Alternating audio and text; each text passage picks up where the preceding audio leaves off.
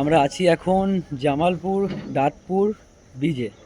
ব্রিজের লুকটা দেখো কত সুন্দর।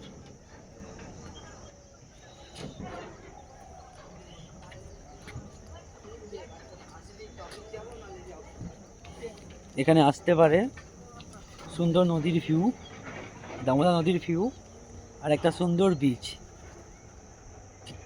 যেটা অমাইক দেখতে অমাইক। এখানে ফটোশ্যুট, তারপরে আরও ভিডিও করার একটা পুরো পারফেক্ট জায়গা।